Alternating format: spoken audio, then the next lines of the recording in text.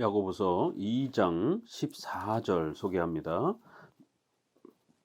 네, 형제들아, 만일 사람이 믿음이 있노라 하고 행함이 없으면 무슨 유익이 있으리요? 그 믿음이 능히 자기를 구원하겠느냐? 만일 형제나 자매가 헐벗고 일용할 양식이 없는데 너희 중에 누구든지 그에게 이르되 평안히 가라, 덥게 하라, 배부르게 하라 하며 그 몸에 쓸 것을 주지 아니하면 무슨 유익이 있으리요? 이와 같이 행함이 없는 믿음은 그 자체가 죽은 것이라. 이 장은 앞부분에서 말씀드렸던 십계명이 율법의 삼용법으로서 십계명은 우리의 성화의 기준이고 그 십계명은 또 작동되는 그 자체의 원리가 있다라고 말씀을 드렸습니다. 그래서 네 가지의 이런 원리, 문자적 원리, 또 조화적 종합적 원리, 또 그 다음에 우선적 원리, 그리고 마지막으로는 양심적 원리, 요 네 가지 방식으로 십계명을 잘 살피면서 그렇게 적용하면 십계명을 성경적으로 바르게 적용할 수 있는 것입니다. 이런 원리들을 교회 안에서 가르쳐 주질 않다 보니까 성도들의 의식주와 관련해서 하나님의 뜻을 찾으려고 할 때 성경에는 분명히 문자적으로는 없고요. 분명히 성도들은 실생활에서는 하나님의 뜻을 찾아야 될 때 요런 틈을 타고 들어서 결국 신비주의자들이 무슨 음성을 듣는다든가 환상을 보여준다든가 이러면서 하나님의 뜻을 그렇게 찾는 것이다라고 이렇게 은사주의자들이나 신비주의자들이 그렇게 유혹하는 것입니다. 또 이러한 극단적 세대주의나 교황과 같은 맹종, 맹신의 방식으로 또 그렇게 명령하기도 하고요. 이런 방법들은 다 잘못된 겁니다. 십계명 하나님의 말씀만이 우리의 또 삶의 그러한 올바른 기준이 되는 것입니다. 이런 그 십계명이 작동되는 원리를 구체적으로 소개하고 나서 14절부터는 다시 한번 이 믿음과 사랑, 행위의 관계, 믿음과 행위의 관계, 칭의와 성화의 이러한 그 논리적 관계를 다시 한번 강조하면서 이 칭의와 성화를 우리가 어떻게 이해해야 될 것인가, 또 믿음과 행위의 이 관계를 어떻게 이해하고 적용해야 될 것인가를 재차 또 강조하면서 야고보서에서 가장 중요한 그 핵심 표현인 행함이 없는 믿음은 죽은 믿음이다라고 하는 아주 이러한 그 강력한 그 강조적 표현이 이제 2장에서 쏟아져 나옵니다. 그러니까 이제 이런 표현들은 자칫 해석하게 되면 양극단으로 해석하면서 율법주의와 무율법주의의 이러한 그 성화에 대한 그 오해들이 역사 속에 끊임없이 있었다라고 말씀을 드렸습니다. 자, 그러면 이제 요거를 우리는 장로교 입장에서 좀 더 이해하기 위해서는 우리 장로교가 가르쳐 왔던 그 성화에 대한 바른 위치와 바로 그 성격을 좀 더 교리적으로 먼저 정리하고 나서 이 본문을 보시게 되면 훨씬 더 잘 이해가 될 것입니다. 그래서 우리가 성경을 읽고 또 소요리 문답 이러한 웨스트민스터를 통해서 교리 문답과 신조를 통해서 성경의 핵심을 요약해보고 또 그 핵심 요약을 가지고 또 성경을 읽어보는 이러한 계속 연속된 훈련, 성경과 신조를 계속 반복적으로 살피면서 성경 해석의 이런 실력들을 쌓아가야 됩니다. 성화는 이제 무엇인가라고 이렇게 소개합니다. 75문에 성화란 하나님의 은혜의 역사인데 이것도 절대로 인간의 공로와 행위로 만들어지는 게 아니다라고, 신인 협력적으로 만들어지는 게 아니라 오직 은혜로 만들어지는 것이다. 성화의 근원적 원인, 힘, 공로는 오직 하나님이 만들어 주시는 것이다라는 거예요. 다만 성화의 책임 면에서는 인간이 거룩해져 가야 되기 때문에 그런 면에서는 인간의 책임을 말할 수 있는 겁니다. 이것으로 하나님께서는 창세전에 거룩하게 하시려고 택하신 자들이 이렇게 성화와 행위에 대한 문제는 예정론에서부터 하나님의 섭리론으로부터 그렇게 또 지배되어진다는 것을 알 수가 있습니다. 기독교 윤리란 이렇게 반드시 하나님의 예정과 섭리 통치 아래서 그 십계명에 대한 기독교 윤리가 적용되고 또 펼쳐져가는 이러한 조화 관계를 잘 이해해야 된다는 겁니다. 때가 되면 성령의 강력한 역사를 통하여 그리스도의 죽음과 부활의 적용을 받게 하신다. 이렇게 성령께서 그의 백성들에게 이 하나님의 절대 주권 아래에서 이렇게 성도들의 이런 여러 삶들을 살피시고 지배하시고 또 다스리시면서 성도들이 때로는 고난과 어려움에 처하기도 하시고, 그래서 철저히 우리 죄를 또 뉘우치고 또 때로는 성도들이 더 성장해 가도록 또 높은 직분들을 사회적으로 맡을 수 있도록 연단하고 훈련하는 차원에서 또 그렇게 어려움을 주시기도 하고, 또 때로는 욥기서처럼 사탄의 공격을 통해서 강력한 그리스도의 군사들로 무장하기 위해서 사탄의 공격을 허락하시기도 하시는, 또 성도들의 순교와 피 흘림을 하나님의 교회를 세워가는 거룩한 그러한 영광을 나타내는 목적으로 성도들의 희생을 사용하시기도 하는, 이런 다양한 목적으로 하나님의 섭리 속에서 성도들에게 수많은 고난과 어려움들을 허락하시면서 성도들의 윤리, 성도들의 성화, 성도들의 삶을 통치해 가신다라는 거예요. 그 결과 하나님은 자신의 형상대로 그들의 전 인격을 새롭게 하시며, 성화란 무슨 방언하는 게 아닙니다. 성화란 무슨 음성 듣는 게 아닙니다. 성화란 무슨 성령 세례, 능력 체험을 하는 게 아닙니다. 이런 경건주의 계열의 이러한 그 잘못된 성화론, 오순절파의 이런 성화론은 아주 비성경적이고 성도들의 이러한 성화에 대한 부분을 파괴하고 위협하는 아주 심각한 그러한 비성경적 그러한 그 형태들이요, 성화를 망가뜨리는 겁니다.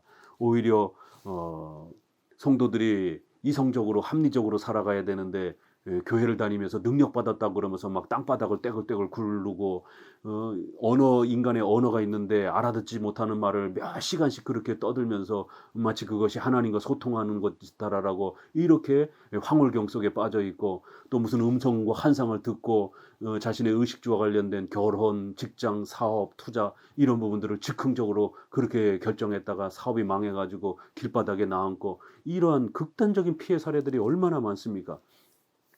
오순절파의 이러한 제2 성령 세례, 이러한 또 은사 체험, 이런 부분들은 성화론에서 비성경적인 거예요. 그러한 형태로 체험하는 게 아니라 전 인격이 새로워지는 형태로 하나님은 우리를 성화시킨다라는 겁니다.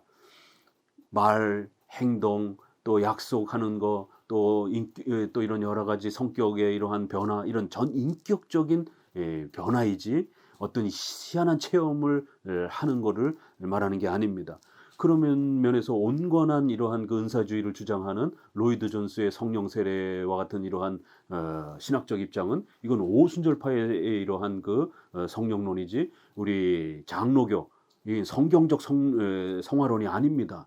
그렇기 때문에 로이드 존스의 이 신학은 굉장히 부족한 신학입니다. 부분적으로는 또 우리가 수용할 수 있는 부분도 있지만, 이렇게 로이드 존스 신학 자체만 가지고는 종교개혁자들이 회복했던 이런 건강한 우리 정통 기독교의 신학을 구축할 수 없는 겁니다. 그래서 저는 로이드 존스를 저의 신학적 선생님으로 삼지 않는다라고 이렇게 거듭 말씀을 드리는 것이에요. 그냥 참고하는 정도로 보조용어로는 사용할 수는 있지만, 특별히 또 장로교를 공격하고 비판하는 로이드 존스 유아 세례를 부정하는 이러한 그 장로교의 질서와 체계를 부정하고 비판하는 이러한 로이드 존스를 저의 목회의 또 신학적 스승으로 삼을 수는 없는 것입니다.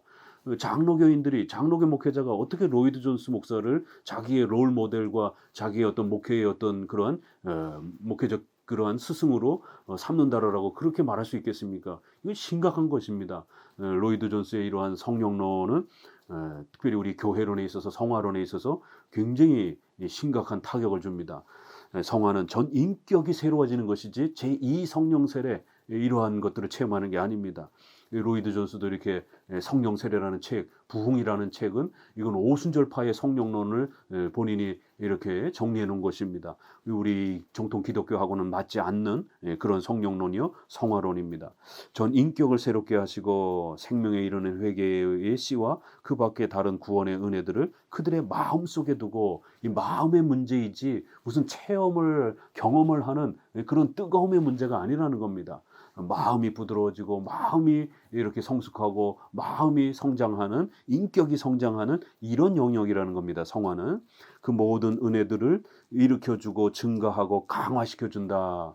그들로 하여금 점점 더 죄에 대하여 죽게 하고 새로운 생명에 대하여 살게 한다. 이렇게 십계명에 맞춰서 십계명을 거역했던 이런 우리의 어리석음과 우리의 죄악들을 철저히 아파하는 것이지, 무슨 성령 세례를 체험하고 무슨 부흥을 체험하고 이런 게 아닙니다.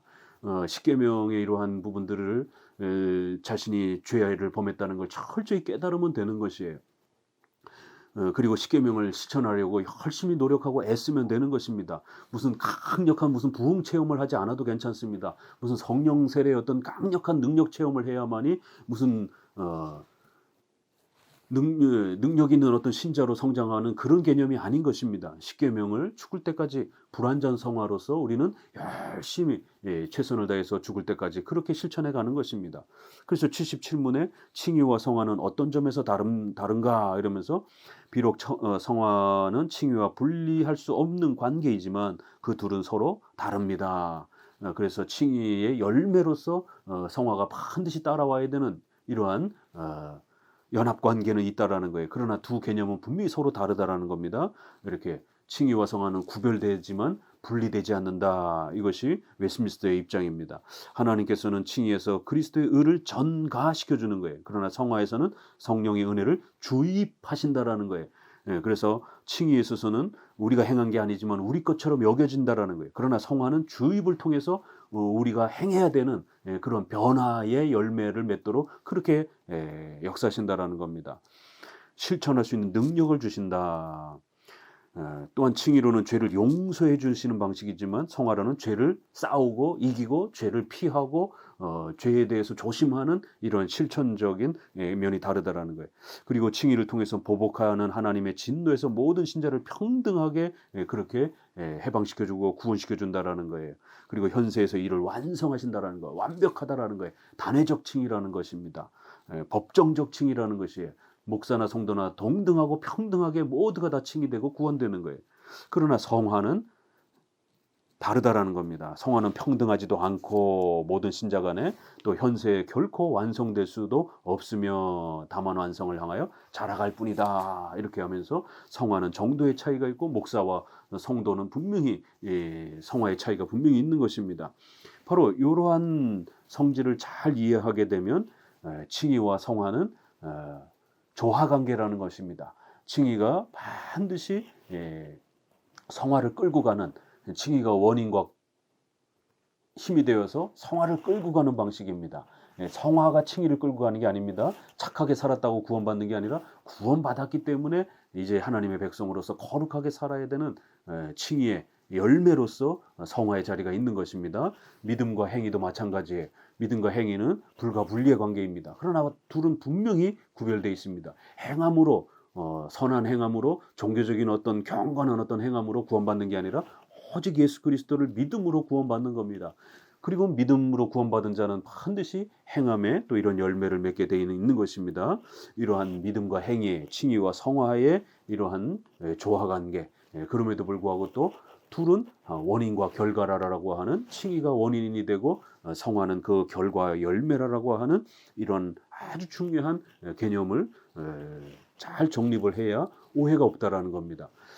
믿음을 지나치게 강조하다가 결국에는 윤리를 십계명의 윤리를 등한시 여기게 되는 무율법주의자들, 또 성화를 지나치게 강조하다가 결국에는 오직 믿음, 오직 은혜를 붕괴시키는 율법주의자들, 이렇게 한쪽만 강조하다가 결국 한쪽을 잃어버리게 되는 이런 실수들이 역사 속에 늘 있어 왔다라는 것입니다. 그렇기 때문에 이제 다시 한번 2장 후반부에서는 또 결론적인 소결론적인 작은 결론적인 형태로 성화와 이런 칭의의 관계를 믿음과 행위의 관계를 우리가 어떻게 정립해야 될 것인지를 정확하게 이해하라는 겁니다. 믿음이 있노라 하면서 행함이 없다라면 이렇게 그러한 믿음은 절대로 구원하는 믿음, 효력 있는 믿음이 아니라는 것입니다. 믿음은 혼자만 떨어져서 돌아다니는 게 아니라는 것입니다. 웨스민스터 11장 칭의 부분에서도 믿음으로 오직 우리가 칭의되고 구원받는다라고 말하지만 이제 후반부에 가서는 그 믿음은 또 칭의는 혼자만 이렇게 존재하는 게 아니라 반드시 다른 그런 구원의 은혜들과 함께 또 동반한다 이렇게 표현을 합니다. 그래서 믿음이라고 하는 건 행함이라고 하는 성화의 또 이러한 부분들을 열매 맺는 그러한 조화관계 안에서 그렇게 펼쳐지는 것이지, 믿음만 극단적으로 강조하면서 신비 체험만 강조하고 신앙만 극단적으로 강조하면서 기독교 윤리를 파괴하는 이러한 믿음은 잘못된 믿음이라는 거예요. 거꾸로도 마찬가지인 것이죠.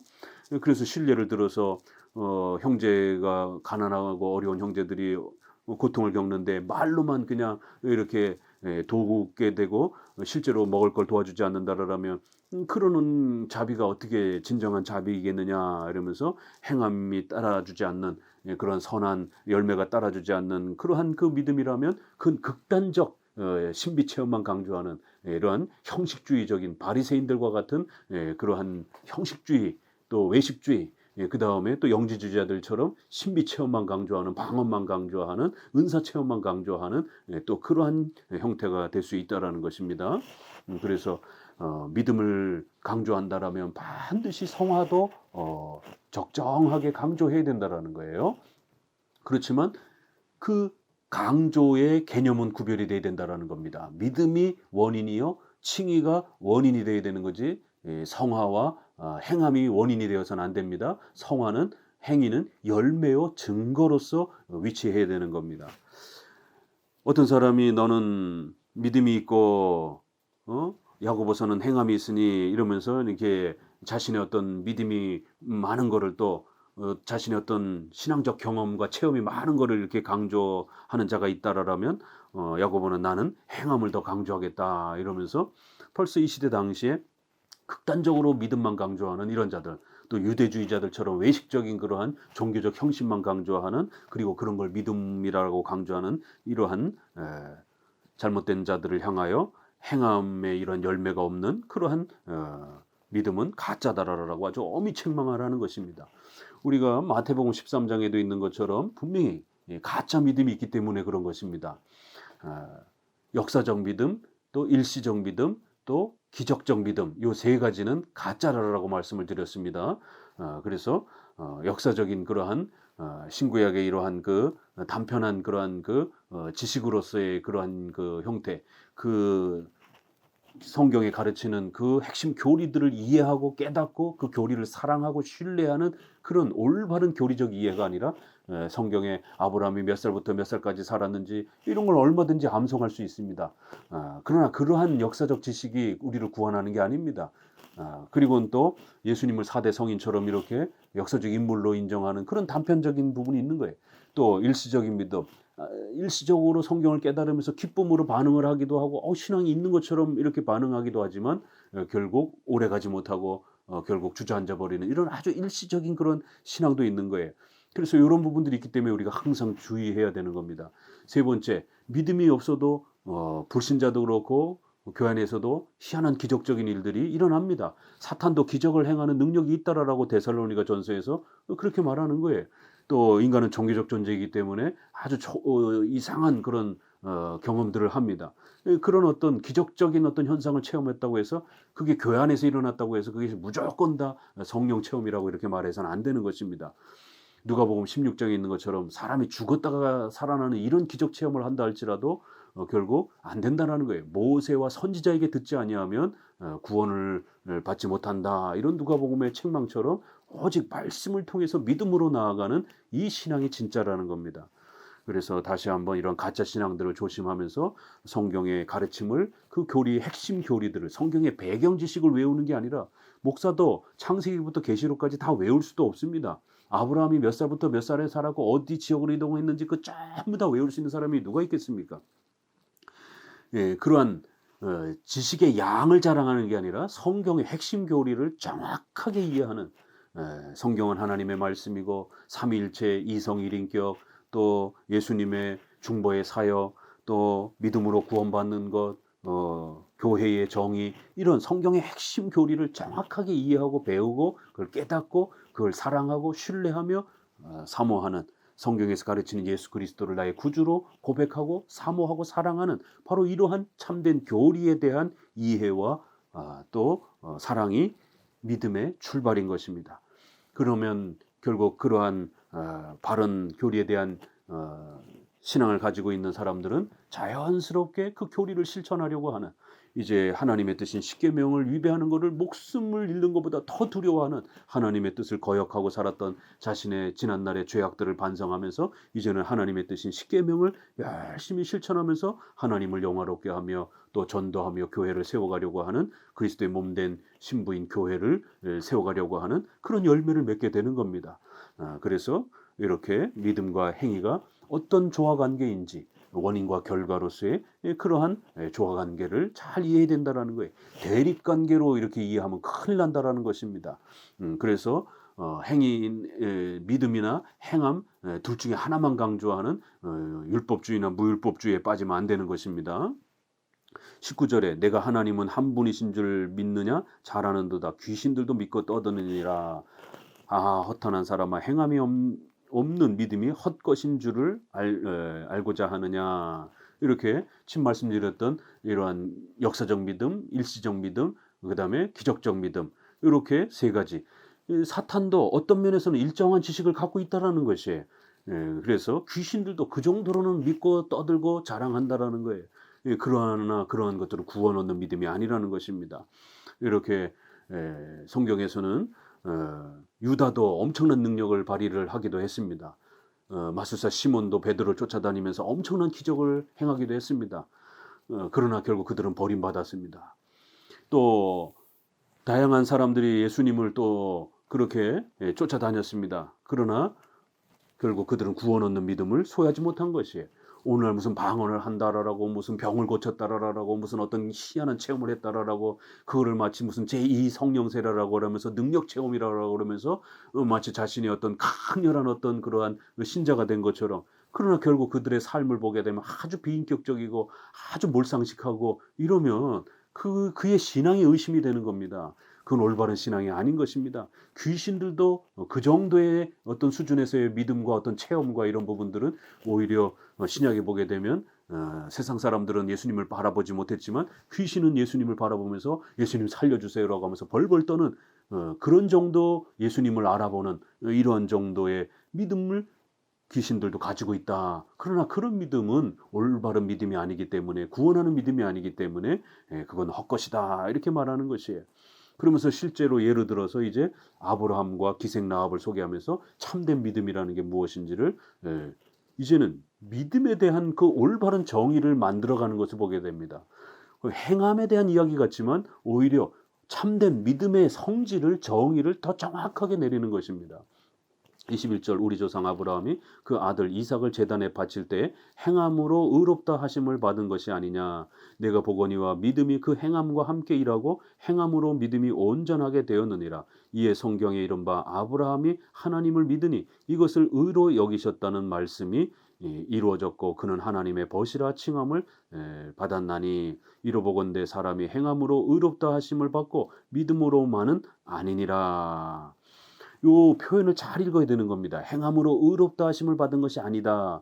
믿음으로만 아니다. 이런 표현들 때문에 결국 이제 믿음으로 구원받는 오직 은혜로 구원받는 이런 부분들을 공격하면서 마치 행함 반 믿음 반 이런 결국 공로주의 신인 협력주의를 주장하는 신학자들이 있는데요. 여기서는 참된 믿음으로만 이런 게 아니라 잘못된 그러한 믿음으로만 이런 표현인 것입니다. 우리가 앞부분에서 14절에 그런 믿음이 너희를 구원하겠느냐라고 하면서 그런 믿음, 성경이 말하는 믿음이 아니라 잘못된 믿음을 마치 그게 자기들은 올바른 믿음인 걸로 그렇게 가지고 있는 거예요. 그런 믿음은 그건 잘못된 믿음이라는 겁니다. 지금 계속 믿음에 대한 그 참된 믿음이란 무엇인가 하이델베르그 요리문답에서 이렇게 정의 내리는 것처럼 그 참된 믿음과 잘못된 믿음의 정의를 지금 계속해서 후반부에는 정의를 내리는 겁니다. 귀신들이 가지고 있는 그런 믿음, 그것도 잘못된 것이다라는 거예요. 이렇게 믿음으로만이라는 말은 로마서가 우리에게 가르치는 그 믿음으로만 우리가 구원받는 게 아니다. 이런 의미가 아니고 잘못된 믿음, 바리새인들이 가지고 있는 믿음, 경건주의자라든가 오순절파라든가 이러한 그 잘못된 방식으로 믿음을 이해하고 있는 그런 믿음으로만은 구원받는 게 아니라는 것입니다. 올바른 믿음으로만 구원받는 거라는 거예요. 올바른 믿음을 가지고 있었을 때 구원받는 것이다라는 거예요. 그러면 그 올바른 믿음이란 무엇이냐? 행함과 함께 일하고 믿음이 행함과 함께 일하고 행함으로 믿음이 온전하게 된다. 이런 표현을 씁니다. 믿음과 사랑, 행위, 칭의와 성화는 동전의 양면처럼 반드시 함께 가는 것이에요. 이게 벌써 웨스트민스터 신앙고백 대우리문답에서 정의한 바로 그 내용입니다. 결코 분리되지 않는다라는 것. 믿음과 행위는 분명히 서로 다른 겁니다. 그럼에도 불구하고 분리되지 않는다라는 것. 구별은 되지만 분리되지 않는다라는 것. 그리고 믿음은 원인으로서의 역할을 감당하는 거고 행위와 성화는 열매로서의 역할을 감당하면서 그렇게 함께 조화 관계 속에서 형성되는 것이지 대립 관계가 아니라는 것입니다.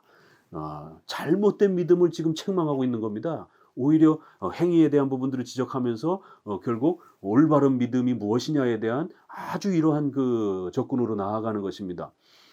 그렇기 때문에 다시 한번 행함으로 믿음이 온전하게 되었다라고 하는 이 표현도 알미니안주의자들이라든가 로마 가톨릭에서 이거를 많이 강조하면서 봐라, 행함으로 믿음이 완성되는 것이지 믿음 그 자체만으로는, 로마서와 같은 그 믿음 자체만으로는 완성되는 게 아니다. 반만 완성되고 나머지 반은 우리 인간의 선한 행위로 채워 넣어야 된다. 또 인간의 어떤 종교적 체험과 능력 체험과 성령 세례로 채워 넣어야 된다. 그래야 제대로 된 믿음이 완성되는 것이다. 이런 신학적 형태로 로마 가톨릭, 알미니안주의, 경건주의, 오순절파가 믿음을 그렇게 곡해하고 있는 것입니다. 그래서 로마 가톨릭에서는 1칭의, 2칭의 이렇게도 말하면서 유보적 칭의를 강조합니다. 믿음 칭의는 완성된 게 아니라 절반만 하나님이 완성해주고 나머지는 우리의 선행을 통해서, 우리의 또 종교적인 어떤 그 열심을 통해서 완성해야만이 제대로 된 마지막 최종적 칭의가 완성이 된다라는 거예요. 최근에 김세현 박사와 세간점 학파들이 이렇게 칭의가 연속적으로 점진적으로 이루어지는 것처럼 이걸 우리가 유보적 칭의다, 점진적 칭의다 이렇게 우리가 비판합니다. 장로교에서는. 이거는 마치 선행을 통해서 칭의가 만들어지는 것처럼, 인간의 어떤 종교적인 어떤 능력과 체험을 통해서 칭의가 완성되는 것처럼 이렇게 말하는 형태가 됩니다. 그렇게 되면 행위구원이 됩니다. 이것은 경건주의라든가 은사주의자들이 첫 번째는 칭의를 받고 두 번째는 은사 체험을 통해서, 능력 체험을 통해서 강력한 신자가 되는 것처럼 이렇게 1단계, 2단계로 나누는 구조도 같은 방식인 것입니다. 그래서 로이드 존스의 이러한 그 부흥론이라든가 성령 세례론은 단순히 교회론적 차원, 성화론적 차원이 아니라 결국 칭의론과 구원론에 있어서까지도 심각한 위협을 가할 수 있는 연약한 신학 구조라는 겁니다. 로이드 존스는 대놓고 세례는 외적 표시일 뿐이요 이러면서 인침은 능력 세례를 통해서, 성령 세례를 통해서 받아야 된다라고 하면서 표시와 인침을 구별합니다. 결국 성도들은 아무리 세례를 받아서도 그가 구원받은 게 아니라 능력 세례와 능력 체험을 받아야 된다라는 거예요. 그랬을 때 제대로 된 구원과 성도로서의 그런 완벽한 모습이 갖춰진다라고 하는 이러한 1단계, 2단계 신학 구조는 오순절파와 경건주의 신비주의자들이 추구했던 그런 구조고, 결국 알미니안주의자들과 로마 가톨릭이 취했던 1단계, 2단계의 중생론, 이걸 연속 중생론이라고 이렇게 표현하기도 합니다. 최근에 또 연속 중생론을 또 이렇게 주장하는 이러한 또 그런 개혁주권 내에서도 이런 중생과 칭의, 이러한 그 개념, 구원론을 제대로 정립하지 못한 분들이 은혜를 말하면서도 행위를 지나치게 강조하면서, 또 은혜를 말하면서도 체험을 지나치게 강조하면서 결국 구원론이 비틀어지는, 칭의론이 망가지고 깨어지게 되는 위협을 받는 이러한 연약한 부실한 신학 체계 때문에 성도들의 구원에 대한 확신과 기쁨들을 결국 붕괴시키는 이러한 심각한 일들이 벌어지고 있는 겁니다. 그래서 장로교 목회자는 이러한 부분에서 로마 가톨릭, 알미니안주의, 또 경건주의, 오순절파, 또 그리고 최근에는 이렇게 로이드 존스의 이러한 구원론과 성령 세례론, 또 부흥론, 이런 문제점들이 왜 이렇게 문제가 되는지에 대해서 계속 염려하면서 그런 구원론들은 굉장히 위험한 또 연약한 그런 구원론이다라고 거듭 이렇게 비판하는 것입니다. 우리는 구원받은 것에 대한 표시로서 세례를 주고, 그 세례받은 자는 성찬에 참여하면서 하나님 앞에 구원받은 자로서의 그 강력한 신뢰와 확신을 가지면서 그렇게 살아가도록 그렇게 구성해 주는 겁니다. 그런데 그런 세례받은 자도 구원받지 못했다라고까지 이렇게 비판하면서 강력한 어떤 이러한 그 뜨거운 신앙의 체험, 또 더 나아가서는 또 최근에 회중파의 이러한 생활의 이러한 열매를 지나치게 강조하면서 그런 어떤 생활의 어떤 강력한 어떤 표시가 나타나지 않으면 구원받지 못한 것처럼, 이분들은 뭘 또 곡해를 해서 그러는가 하면 마태복음 7장 16절, 결국 나무와 그 열매를 이야기하면서 결국 그 열매로 그들을 알지니라라고 하는 바로 마태복음의 이 말씀을 잘못 곡해해서 결국 은혜로 구원받는다, 믿음으로 칭이 된다라고 말하지만 행위를 너무 지나치게 강조하다 보니까 결국에는 알미니안주의자들처럼 행위로서 뭔가 구원의 여부를 자꾸 검증하려고 하는 이런 시도를 하다 보니까 결국 행위가 없는 사람들은 구원받지 못한 것처럼 올바른 교리에 대한 이해를 통해서 그 마음으로 죄를 고백하고 예수 그리스도를 사랑함에도 아직 행위가 연약하고 부족한 사람들 갖다가 불신자라고 취급하는 이러한 극단적 이러한 구원의 자세를 취하게 되는 것입니다. 그래서 최근에 이러한 회중파 계열을 추구하는 분들이 굉장히 엄격한 구원론, 굉장히 과격한 구원론, 또 최근에는 회심 준비론과 같은 이런 형태를 제시하면서 완벽한 회개를, 철저한 회개를, 회심 준비론은 다른 말로 쉽게 말하자면 이렇게 웬만큼 겉으로의 회개는 진짜 회개가 아니고 완벽한 회개, 철저한 준비를 통한 그런 강력한 회개의 어떤 경험만이 진짜 회개라는 겁니다. 거기에 무슨 은혜를 이렇게 붙이고 뭐 이렇게 했다고 해서 그게 장로교의 이런 교리처럼 오해하시면 안 되는 것이에요. 아무리 은혜를 붙인다 할지라도 행위를 지나치게 강조를 하게 되면 결국 그 행위로 인해서 뭔가를 검증하려고 하게 되면 그 행위가 없으면 구원받지 못한 자가 되는 이 논리는 결국 그만큼 행위의 어떤 내용들을 내놓지 않으면 구원받지 못한 결론이 되는 겁니다. 그럼 행함으로 구원이 되는 겁니다. 그렇게 되면 이순신 장군이라든가 세종대왕 같은 사람들이 불신자이지만 우리보다 훨씬 더 거룩한 삶을 살아 더 본받을 만한 그런 도덕적인 삶을 생활을 보인 그런 형태가 되는 겁니다. 이게 논리가 잘못 구성하게 되면 이런 일이 벌어지는 거예요. 알미니안주의자들이 행함으로만 구원받는다 이렇게 말하지 않았습니다. 그들도 은혜 다 얘기했고 그들도 인간의 죄 부패, 전적 부패 다 이야기했습니다. 그럼에도 불구하고 결국 그들 자신의 윤리와 선행을 통해서 뭔가 이 은혜에다가 덧붙여져야 되는 것처럼 말했기 때문에 문제가 된 거예요. 그렇기 때문에 오늘날 또 이러한 회심 준비론이라든가 이러한 또 생활의 강력한 어떤 열매를 지나치게 마태복음 7장을 이렇게 또 잘못 적용을 해서 행함이 어떤 기준만큼 완벽하게 없으면 마치 구원받지 못한 것처럼 이렇게 접근하게 되면 앞에서 은혜를 아무리 얘기했다 할지라도 결국 행함의 유무에 따라 선행의 유무를 가지고 결국 구원을 판단하는, 믿음의 유무를 가지고 구원을 판단하는 게 아니라 행함의 윤리의 유무를 가지고 구원을 판단하는 알미니안주의 신학의 이 함정에 또다시 빠지게 되는 겁니다. 마태복음 7장은 칭의론에 대한 근원적 원리, 바로 칭의는 그 열매와 함께 작동한다라고 하는 원칙론적인 이야기를 한 겁니다. 그래서 반드시 선한 사람은 선한 열매를 맺고 선한 나무는 선한 열매를 맺고 악한 나무는 악한 열매를 맺는다라는 거예요. 그래서 신자는 반드시 선한 열매를 맺는다라고 하는 근원적 원칙론을 말한 거고 이 야고보서도 근원적 원칙론을 말하고 있는 거예요. 그러나 세부적으로 그럼 얼마만큼 선행을 맺어야 구원받은 걸로 표시가 되고 확증이 될 수 있는가? 이건 굉장히 조심스러운 겁니다.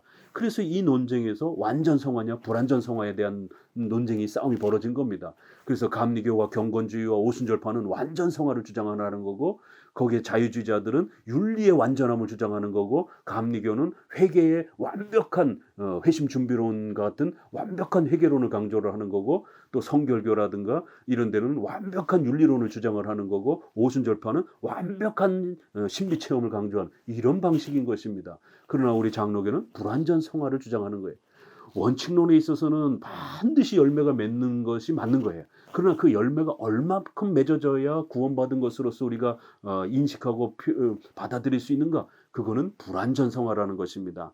그래서 믿음이 온전하게 된다라는 말은 믿음을 완성시킨다, 부족한 걸 완성시킨다 이런 개념이 아니라 믿음과 성화가 조화안에서 하나님이 주시고자 하신 그 풍성함이 그렇게 이루어지는 것이다를 온전하게 된다라고 이렇게 말하는 겁니다. 왜요? 믿음은 그 믿음 자체만 돌아다니는 게 아니기 때문에 하나님께서는 구원론에서 9가지나 되는 소명, 중생, 이렇게 회심, 칭이라든가 양자 이런 다양한 구원의 이런 모든 부분들을 다 주셔서 우리를 가장 영화로운 단계로 그렇게 만들어 가시는 것이지 믿음만 달랑 주는 건 아니기 때문에 그런 면에서 구원의 그 풍성함이 이렇게 완전해진다라는 이런 말이지 믿음이 반만 있기 때문에 그 반쪽짜리 믿음을 이제 채워서 믿음을 완전하게 만든다 이런 온전 개념이 아닌 것이에요. 그래서 요런 부분들을 우리가 조심스럽게 읽어가면서 하나하나 정리해야 됩니다. 기생라합도 역시 그렇게 사자들을 접대하여 다른 길로 나가게 할 때 행함으로 의롭다 하심을 받은 것이 아니냐 이러면서 행함이 없는 믿음은 죽은 것이라. 다시 한번 결론적으로 말씀드립니다. 믿음과 이렇게 행함 또 칭의와 성화는 조화관계이지 절대로 대립관계가 아니라는 것. 그러나 원인과 결과라고 하는 이러한 중요한 또 논리관계는 형성되어 있다는 것. 그래서 믿음과 행위는 구별되지만 분리되지 않는다라는 것.